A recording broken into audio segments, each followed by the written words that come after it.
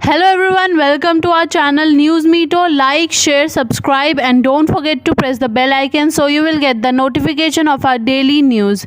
Today's top stories are: lawyer activist Prashant Bhushan held guilty of contempt for his tweets criticizing Chief Justice of India S.A. Bobde, and the Supreme Court has been fined ₹1 by the top court. If he doesn't pay the fine by September 15, he can face jail for 3 months and a ban from practicing for 3 years. Freedom of speech cannot be curtailed, said the Supreme Court while handing down the sentence, referring to sane advice from Attorney General K.K. Venugopal to the court and to Prashant Bhushan. Prashant Bhushan, photographed holding up ₹1 coin, told reporters he would reveal later today whether he would pay the fine or confront the other options.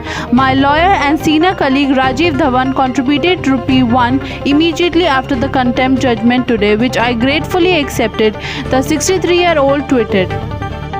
The Chinese troops' attempt to carry out provocative military movements to change the status quo near Pangong Lake in Ladakh on Saturday has been blocked by the Indian Army, sources said. This is a new area that the Chinese troops transgressed, and it was carried out after 5 rounds of talks between the armies of both nations to resolve the tension along the line of actual control that spiked over April, May and June. On Saturday night, Chinese soldiers in large numbers along the south bank of the Pangong Lake moved westward, sources said. The Chinese move took place overnight. No doubt their intent was unilaterally occupy areas, sources said. The suspension of scheduled international passenger flights has been extended till September 30, said Indian aviation regulator DGCA on Monday. However, international scheduled flights may be allowed on selected routes by the competent authority on a case-to-case basis, noted the Directorate General of Civil Aviation in a circular.